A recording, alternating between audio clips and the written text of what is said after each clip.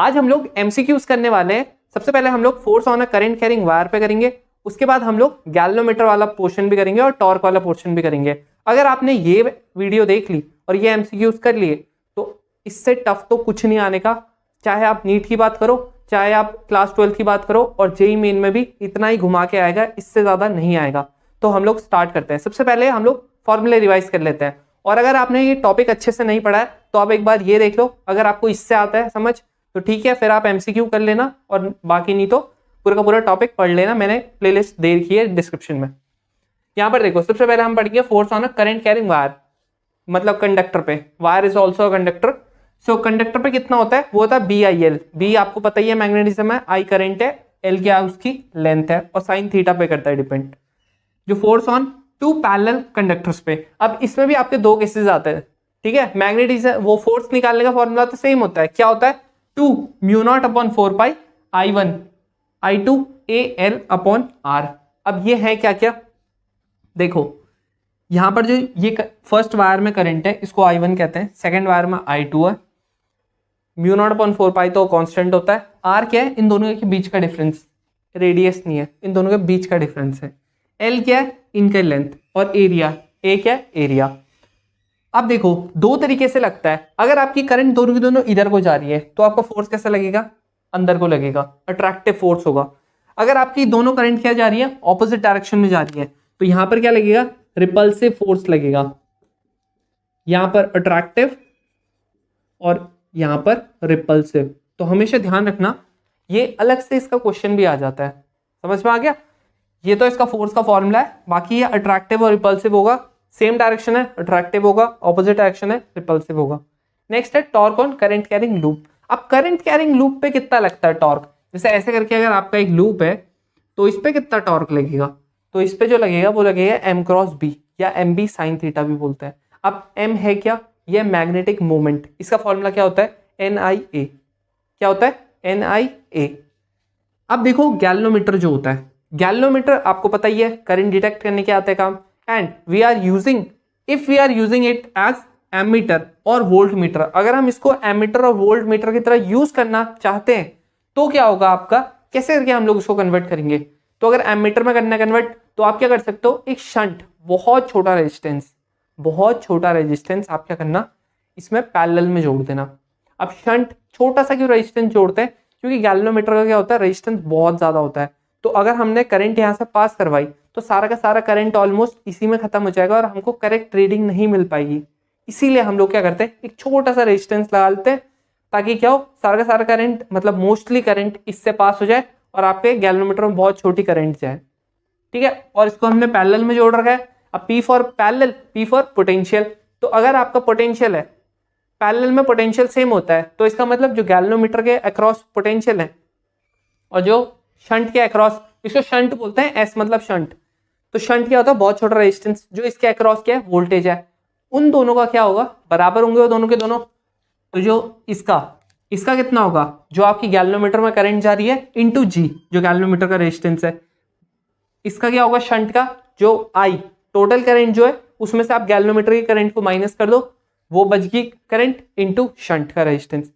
अगर जो भी आपको दिया होगा आप लोग यहां पर पुट करना और बाकी की वैल्यूज निकाल सकते हो। नेक्स्ट है, अगर आपको वोल्ट मीटर में कन्वर्ट करना है गैल्वेनोमीटर को वोल्ट मीटर में कैसे करेंगे कन्वर्ट।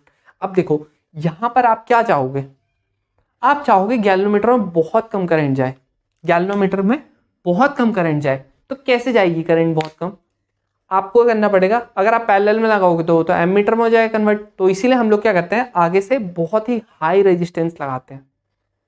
अगर आपको गैल्वेनोमीटर को वोल्ट मीटर बनाना है तो आपको बहुत हाई रेजिस्टेंस लगाना पड़ेगा। बहुत हाई रेजिस्टेंस लगाओगे, आधे से ज्यादा करंट ये ले लेगा, बाकी थोड़ा सा करंट का जाएगा गैल्वेनोमीटर में जाएगा और आपका वोल्ट मीटर में कन्वर्ट हो जाएगा गैल्वेनोमीटर। अब देखो आपका करंट सेम होता है सीरीज में, तो सीरीज में करंट सेम, लेकिन वोल्टेज तो अलग होगा। तो आप क्या करना, जो आपका टोटल वोल्टेज होगा वो क्या हो जाएगा, I total current into R plus S। R क्या आपका हाई रेजिस्टेंस, ध्यान रखना इसमें बहुत छोटा शंट लगाते हैं। शंट क्या होता है, बहुत ही स्मॉल रेजिस्टेंस होता है, स्मॉल रेजिस्टेंस होता है। आपका ये हाई रेजिस्टेंस है R, ठीक है। तो ये आपका क्या हो गया, फॉर्मूला हो गया। अब एक और होता है इसमें, आपको मैग्नेटिक मोमेंट, अगर जैसे देखो आप यहाँ पर क्या कर रहे हो, एक इलेक्ट्रॉन है ऐसे करके घूम रहा है, किसी कह रहा हूँ यहाँ पर इलेक्ट्रॉन घूम रहा है, ये आर रेडियस सर्कुलर पाथ में घूम रहा है, और आर रेडियस क्या है, इसका रेडियस क्या है, सर्कल का आर है, यहाँ पर v वेलोसिटी से घूम रहा है। तो जो इसका मैग्नेटिक मोमेंट का फॉर्मूला आता है ना, वो आपका आ जाता है EVR/2, EVR/2। ये भी हमेशा ध्यान रखना, अगर आपको इसका प्रूफ देखना है आप वीडियोस देख सकते हो, तो इसको आप एक बार नोट कर सकते हो अपनी कॉपी के आगे, और उसके बाद हम लोग MCQ स्टार्ट करते हैं। अब देखो, अब हम लोग क्वेश्चन करना शुरू करते हैं। जो हमारा फर्स्ट क्वेश्चन है वो क्या लिखा गया है, दो पैरेलल प्लेट कैपेसिटर हैं जो इसमें 1 मीटर अपार्ट है, मतलब R1 है। अगर दोनों के दोनों 1 एम्पियर की करंट कैरी करते हैं, और क्या है, फोर्स ऑफ अट्रैक्शन है per unit length between the two wire, क्या होगा, मतलब क्या बोल रहा है, इसने फोर्स पर यूनिट लेंथ देखा है। ये देखो ये वाला फॉर्मूला लगाएंगे, लेकिन F/L लिखेंगे इसको, और बाकी का जो 2μ0/4 यहाँ पर इसने आई की वैल्यू कितनी दे रखी थी, 1 दे रखी थी दोनों, और यहाँ पर नहीं, ये एरिया नहीं आता यार, आप पिछले वाले में भी ठीक कर लेना, वहां पर क्या नहीं आता, एरिया नहीं आता, ठीक है, एरिया नहीं आता, बस इतना आएगा। और बाकी आप ये अगर सॉल्व करोगे तो ये कितना आ जाता है, 2 × 10⁻⁻7। आंसर आ गया, फर्स्ट वाला ऑप्शन है। जो नेक्स्ट वाला क्वेश्चन है वो क्या है, सेम ही है हमारा। A current carrying loop of area इतना and carrying a current of 10 ampere is held perpendicular to the magnetic field intensity। Torque पूछ रहा है, तो क्या है, टॉर्क क्या होता है, mb होता है, m कैसा आता है, NIA × b, और साइन थीटा। अब देखो साइन थीटा आ गया, इसके बाद क्या बोल रहा हो कि आपका अगर मैग्नेटिक फील्ड ऐसे करके है, तो जो आपकी करंट लूप है ना, ठीक है, वो क्या है, परपेंडिकुलर है, इसमें ऐसे करके रख रखा है परपेंडिकुलर। अब देखो ये परपेंडिकुलर तो है, ठीक है, लेकिन इसमें टॉर्क कितना लगेगा, परपेंडिकुलर है, तो हमको पता है हमारा जो वो होता है एरिया वेक्टर होता है इससे, है ना, यहाँ पर क्या होता है, एरिया वेक्टर, या DL बोल सकता है उसको। जो आपका DL होता है वो हमेशा किधर होता है, परपेंडिकुलर होता है, ऐसे करके होता है। ये अगर आपका एरिया, ये आपका अगर क्या है, कोई भी कॉइल है, तो उसका क्या होगा, हमेशा ऐसे बाहर को निकलेगा। अब ऐसी आपकी क्या है, मैग्नेटिक फील्ड भी है, यही आपकी क्या है, DL का भी डायरेक्शन है। तो DL अगर ऐसा और आपका मैग्नेटिक फील्ड भी ऐसा, कितने का एंगल बन रहा है, 0 का, तो आपका टॉर्क कितना लग गया, 0 लग गया। सॉल्व भी करने की जरूरत नहीं, बस उसने क्या बोलता, परपेंडिकुलर है आपका करंट लूप, किसके, मैग्नेटिक फील्ड के। अगर पैरेलल होता तब 90 होता, ये अगर पैरेलल होता तब थीटा 90 होता, लेकिन ये क्या है, परपेंडिकुलर है, तो डायरेक्शन DL की हमेशा क्या होती है, आउटवर्ड। अगर आपने इलेक्ट्रोस्टैट्स में पढ़ा होगा, जो आपका एरिया वेक्टर होता है वो हमेशा आउटवर्ड जाता है, सेम वही चीज है। एक स्क्वायर करंट कैरिंग लूप है, is suspended in a uniform magnetic field acting in the plane of loop if the force on one hand of the loop is F, the net force on the remaining 3 hand. अब यहां पर देखो क्या बोल रहा हूं, ऐसे करके ना आपका एक स्क्वायर है, बोल रहा है एक स्क्वायर, अगर एक हाथ पे इसके, यहां पर एक हैंड पे लेट से के लिए F फोर्स लग रहा है, ठीक है, तो बाकी के बचे हुए पे कितना फोर्स लगेगा, कब, the net force on the remaining 3 arm. Net force पूछ रहा है, मतलब अगर ये F1 है, ये F2 है। अब मैंने ऐसे आउटवर्ड इसीलिए बना दिया क्योंकि मुझे पता नहीं कि कहां पर जो होगा, ये 3 है, ठीक है। अब अगर लेट से के लिए मैं बोल देता हूं ये वाला क्या है, F है, तो बाकी के अगर मैं इन तीनों को ऐड करूंगा तो ये कितना नेट फोर्स आएंगे, ऑब्वियस सी बात है यार। अगर आपका क्या है, देखो फर्स्ट वाले में क्या बोल रहा है, मतलब इसका जो फर्स्ट पार्ट है उसमें ये बोल रहा है कि मैग्नेटिक फील्ड के अंदर सस्पेंड कर दिया, ऐसे करके लटका दिया, तो लटका दिया। अब हम लोग क्या मानेंगे, क्यों रुका हुआ ही है, ऐसे तो इसने नहीं बोलने कि हिल रहा है, सस्पेंड कर दिया मतलब लटका दिया इसको, तो हिल नहीं रहा हो बिल्कुल। इसका मतलब इन चारों का जो सम होगा फोर्सेस का, वो क्या होगा। अब कोई भी बॉडी कब नहीं हिलती है, जब उसका देखो, अगर ये फोन है, इसको मैंने इधर से ही फोर्स लगाया, इधर से ही फोर्स लगाया, दोनों जगह से फोर्स लगा रहा हूं, अभी नहीं हिल रहा है। क्यों नहीं हिल रहा है, क्योंकि इसका नेट फोर्स क्या है, 0 है, नेट फोर्स 0 है। तो ये वाला तो मेरे को पता था ये F है, इसको मैं उधर ले आ लूंगा, तो बाकी के जो बचे हुए हैं उन पे कितना आ गया नेट फोर्स, माइनस का एफ। समझ में आया? तभी नहीं हिल रहा होगा। तो आंसर क्या आ गया आपका, माइनस का एफ। ठीक है, इसके बाद जो नेक्स्ट है, अब देखो नेक्स्ट वाले क्वेश्चन में देखो ऐसे ये एक फिगर दे रखा है और यहां पर इसमें F3 दे रखा है, यहां पर F2 दे रखा है, यहां पर F1 दे रखा है।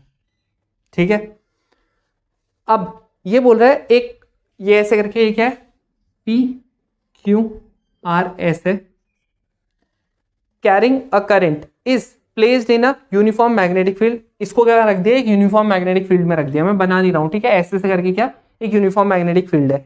If the magnetic force on the segment, वो बोल रहा है कि जो F1 F2 F3 दिखा समझा रहा है बस वो, are in the plane of the paper and along the direction shown.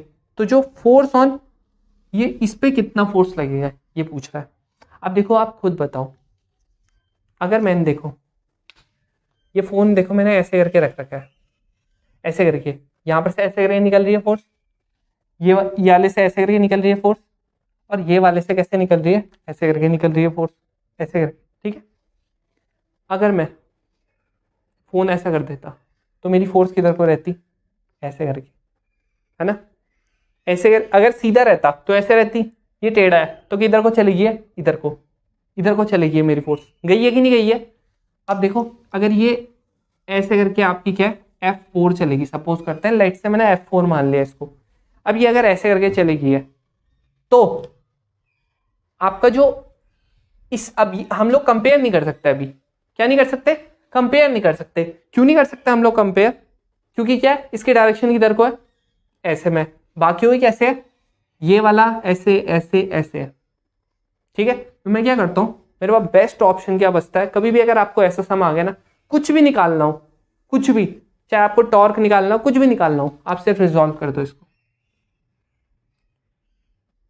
ये रिजॉल्व कर दिया, इसको मानेंगे हम लोग थीटा, ये हो जाएगा F4 कॉस थीटा, और ये वाला हो जाएगा F4 साइन थीटा।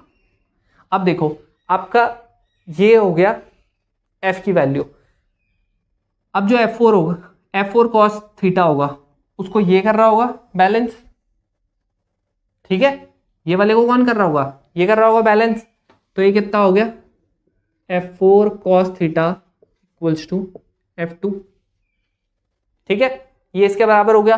अब जो ये वाला है, अब देखो ये साइड है, साइड अगर आप देखोगे, हमारा अगर फोर्स क्या होता है, हमारा फोर्स किस पे करता है डिपेंड, एरिया पे करता है। तो इसका मतलब लेंथ पे भी करता होगा, अरे एरिया पे करता है ना। अब एरिया क्या होता है, लेंथ इंटू ब्रेथ होता है, तो ब्रेथ पे भी कर रहा होगा, लेंथ पे भी कर रहा होगा। तो बड़ी लेंथ इसकी है कि इसकी है, ऑब्वियसली इसकी है, तो इसका क्या होगा, फोर्स भी ज्यादा लगाया गया है।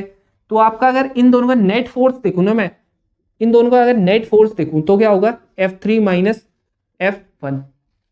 ठीक है, और जो F4 कॉस साइन थीटा है वो भी क्या कर रहा है, इधर ही को कर रहा है, इधर ही को कर रहा है। इसका मतलब इस फोर्स को जो बैलेंस कर रहा है, इस फोर्स को जो बैलेंस कर रहा है वो यही है। समझ में आ गया, ये F4 साइन थीटा क्यों कर रहा है बैलेंस, क्योंकि नेट फोर्स आपकी इधर को जा रही है और ये F4 क्या है वो इधर को जा रही है, इसीलिए इसको बैलेंस कर रहा है।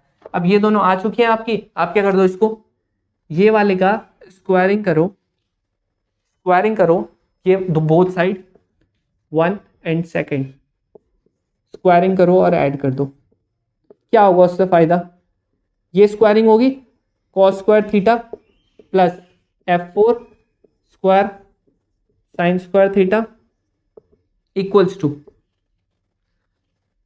टू क्या हो जाएगा, F2 का square plus F3 minus F1 का स्क्वायर। इन दोनों से आप क्या कर दो, F4 ले लो common, F4 square cos square theta plus sine square theta क्या होता है, 1 होता है। मैं लिख नहीं रहा हूं, ठीक है, ये हो जाएगा। अब अगर मैं यहां से स्क्वायर हटा देता हूं तो यहां पर क्या आ जाएगा, अंडर रूट आ जाएगा। क्या ये कोई ऑप्शन है,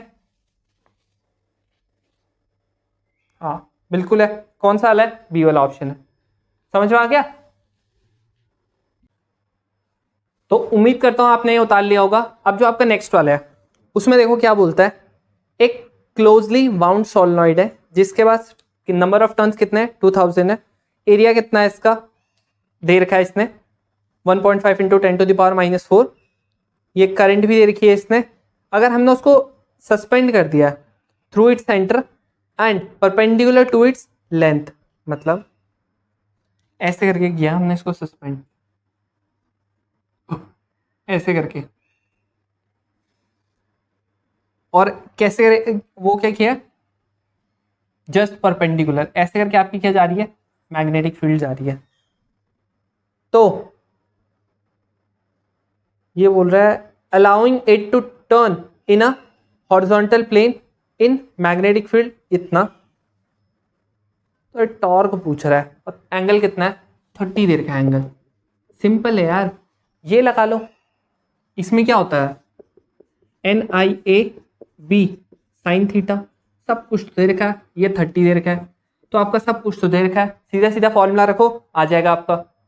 अब यहाँ पर देखो आपका सोलेनॉइड क्या है 90 डिग्री पे था, लेकिन इसने बोला है कितना 30 तक घूम सकता है, तो 30 तक घूम सकता है इसीलिए क्या आ गया आपका साइन 30 आ गया। अब देखो आपका जो नेक्स्ट वाला क्वेश्चन है उसमें देखो क्या बोलता है, अगर आपको कन्वर्ट करना है गैल्वेनोमीटर को एमीटर में, सिंपल सी बात है एक शंट को कहाँ लगा देंगे पैरेलल में लगा देंगे। नेक्स्ट है आपका कि एक गैल्वेनोमीटर है have a coil resistance of 60 ओम, मतलब गैल्वेनोमीटर का रेजिस्टेंस कितना है 60 ओम है, और वो क्या करता है फुल स्केल डिफ्लेक्शन देता है। जितने भी, जैसा अगर सपोज करो 5 एम्पेयर का गैल्वेनोमीटर है तो आपने 5 एम्पेयर दे देगा पूरा का पूरा, मतलब जितना डिफ्लेक्शन देना होगा। डिवीजन सपोज करता है 5 डिवीजन का है 5 डिवीजन दे देगा, 25 का 25 पूरी दे देगा। तो अभी इसने बोला फुल स्केल डिवीजन देता है जब 60 ओम में हम लोग वो करते हैं करंट पास कराते हैं, और करंट कितनी है इसमें 1 एम्पेयर है, तो फुल स्केल डिफ्लेक्शन दे दी। अगर हमको इस गैल्वेनोमीटर को किसमें एमीटर में कन्वर्ट करना है, और हम लोग कितने तक की रीडिंग चाहते हैं, हम लोग चाहते हैं कि हमारी रीडिंग क्या आ जाए 5 एम्पेयर तक आ जाए। अभी तो 1 एम्पेयर पे इसने फुल स्केल रीडिंग दे दी है, हम लोग चाहते हैं 5 एम्पेयर जब हम देना तभी ये फुल स्केल रीडिंग दे। इसका मतलब इसमें हमको क्या ऐड करना पड़ेगा, हमको इसमें शंट ऐड करना पड़ेगा। कितना शंट करेंगे ऐड, फॉर्मूला दिख रहा है ये वाला, सीधा लगा दो। यहाँ पर क्या हो जाएगा IG into G equals to I minus IG into S.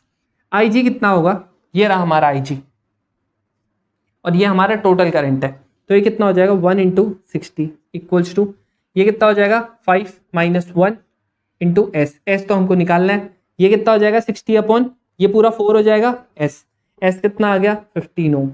जब हम 15 ओम निकालेंगे, यहाँ पर देखो आंसर क्या आ रहा है हमारा 15 ओम। कहाँ पर लगाना है, एमीटर में कन्वर्ट करना है तो पैरेलल में लगाना पड़ेगा, वो तो हमको पता ही है। अब अगर आपने जब 15 ओम का शंट लगाया तभी आपका क्या होगा 5 एम्पेयर तक की करंट ये मेजर कर पाएगा। जो नेक्स्ट वाला क्वेश्चन है उसमें क्या लिख रखा है, एक गैल्वेनोमीटर है having a resistance of 8 ohm is shunted by a wire of resistance 2 ohm if the total current 1 ampere is 1 ampere, the part of it passing through the shunt will be, मतलब कितना shunt से हो रहा होगा पास। तो देखो हमको क्या निकालना है, हमको निकालना है I माइनस IG निकालना है, उतना जो शंट से हो रहा होगा पास। बाकी इसने सब कुछ दे ही रखा है, तो यार ये तो आप कर ही सकते हो, बिल्कुल कर सकते हो। नेक्स्ट वाला क्या है, वही सिंपल क्वेश्चन है। उसके बाद क्या है, to convert a galvanometer into voltmeter. 2 बार सेम क्वेश्चन आ गया, गैल्वेनोमीटर को वोल्ट मीटर में कैसे बनाएंगे हम लोग, तो हमको पता ही है। अब जो आपका नेक्स्ट वाला क्वेश्चन है इसमें क्या लिख रखा है, अ galvanometer has a coil of resistance 100 ओम, ठीक है, and gives full scale deflection. मतलब गैल्वेनोमीटर का इस बार रेजिस्टेंस कितना है 100 ओम है, गैल्वेनोमीटर का रेजिस्टेंस 100 ओम है, और ये क्या कर देता है फुल स्केल डिफ्लेक्शन दे देता है। तो ये बोलता है कितने करंट कितने का 30 milli ampere into 10⁻³ ampere, milli मतलब -3। इसके बाद ये क्या बोलता है कि इफ इट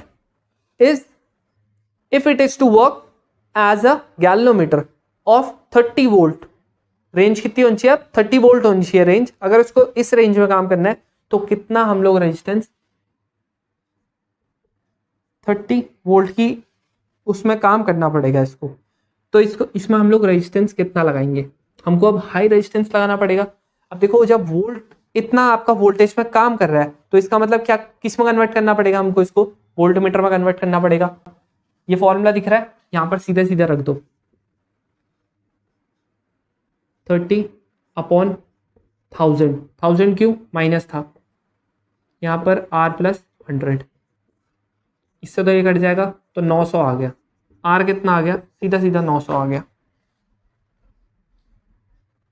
ये आ गया, इसको आप नोट कर सकते हो।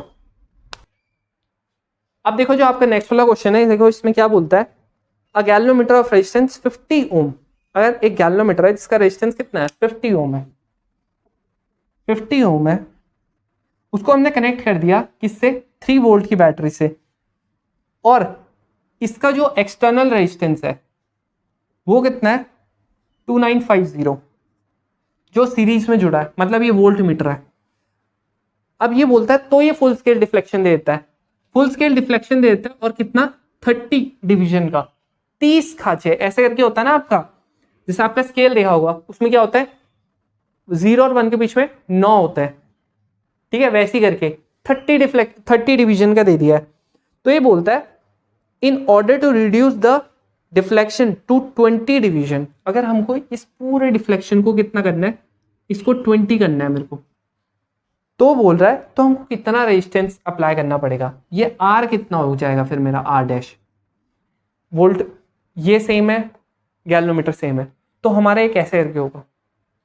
देखो हमारा फॉर्मूला क्या होता है, सिंपल, अगर फॉर्मूला में देखो तो वोल्ट मीटर में कर रहा है कन्वर्ट, तो V इक्वल्स टू क्या हो जाता है I R + G हो जाता है। V कितना हो गया, V कितना हो गया, V हो गया 3। I कितना हो गया, I हमारा दिया नहीं है, निकाल लेंगे I। R कितना है, ये 2950, ये 50 हो गया, तो सीधे सीधा ये 3000 हो गया ये वाला, तो I कितना आ गया 1/, ये सीधा 3000 हो जाएगा, 3/3000, 1/1000 आ गया। इतना हमारा करंट आ गया जब हमारे कितना 30 डिफ्लेक्शन दे रहा था, ठीक है, 30 डिवीजन का दे रहा था। तो अगर इतना हमारा 30 डिवीजन के लिए है तो हम लोग 20 डिवीजन के लिए निकाल लेते हैं। कैसे करके निकालेंगे, I डैश मान लेते हैं, तो I डैश का क्या निकाल लेते हैं, I का क्या निकाल लेते हैं 20/30, ठीक है। ये कितना आ जाएगा 10⁻⁻3, इससे कटेगा, ये 2/3 आ गया। बस यहां से आपका क्या आ गया, I डैश आ गया। अब आपको यह निकालना होगा, इसके बाद R निकालना होगा, तो अब नेक्स्ट उसमें क्या करेंगे 3, इसी फॉर्मूले में रखेंगे, 3 इक्वल्स टू 2/3000 इंटू यहां पर कितना होगा 50 + R। तो जब हम इसको करेंगे सॉल्व तो कितना आ जाएगा हमारा, ये हमारा आ जाएगा R इक्वल्स टू, इसको करेंगे 9000 आ जाएगा, माइनस इसको करेंगे हम लोग तो ये 100 आ जाएगा, और यहाँ पर 2 भी आ जाएगा। तो R कितना आ गया, ये आप करो तो इतना /2, 4450, इतना क्या आपका आंसर आ गया। ये क्या आपका रेजिस्टेंस जो आप लगाओगे वहां पर, तब जाके आपका कितना होगा 20 डिविजन्स होगा। नेक्स्ट जो है आपका, नेक्स्ट एक गैल्वेनोमीटर है, वो ये देखो 50 ओम क्या आपका रेजिस्टेंस है, 25 डिविजन, अभी 25 डिविजन क्या दे रहा है जो गैल्वेनोमीटर है उसमें 25 डिविजन है, उसको कितना करंट मिल रहा है 4 × 10⁻⁻4 एम्पेयर। डिफ्लेक्शन कितना दे रहा है, एक का डिफ्लेक्शन दे रहा है, अभी सिर्फ एक का डिफ्लेक्शन दे रहा है। तो ये देखो यहां पर अगर हम लोग देखें तो अगर एक डिवीजन आपका उस पर कितना करंट है, इतना करंट है, तो 25 डिविजन्स पे कितना होगा। जैसे अगर आपका क्या है, अगर एक पैकेट हमारा बिस्किट का, एक पैकेट अगर हमारा 5 रुपए का, तो 100 पैकेट कितने के होंगे, कितने के होंगे 500 के होंगे, 500 के ही तो होंगे। तो वही चीज है, अगर एक डिवीजन पे इतना करंट है तो 25 डिवीजन पे कितना होगा 4 × 25 × 10⁻⁻4, ये कितना आ गया 10⁻2। अब आप पे क्या आ चुकी है, करंट आ चुकी है, टोटल करंट। ये तो एक डिवीजन पे थी इतनी करंट, 25 डिवीजन पे कितनी करंट होगी, इतनी करंट होगी। करंट आ गया, उसके बाद आप क्या करो, to convert this galvanometer into voltmeter. अगर आपको इस गैल्वेनोमीटर को वोल्ट मीटर में करना कन्वर्ट, ये रहा आपके पास फॉर्मूला, 25 वोल्ट का गैल्वेनोमीटर में करना है कन्वर्ट। आई कितना है 10⁻⁻², ये दे रखा है। तो इसने बोला रेजिस्टेंस कितना लगाओगे और इसका 50 दे रखा है प्लस आर। इसको हम लोग करेंगे तो ये 2500 हो जाएगा माइनस का 50, आर कितना आ गया 2450। मेरे हिसाब से मुश्किल ज़्यादा था नहीं, बस हमको ये देखना था कि एक डिवीजन पे इतना करंट है तो 25 पे कितना होगा। देखो आप लोग ये पहले ट्राई कर सकते थे सारे के सारे, जो नहीं आएगा वो आप बाद में यहाँ पर से अपना आंसर चेक कर सकते थे। तो ऐसी करके क्या आपके सारे के सारे क्वेश्चन है।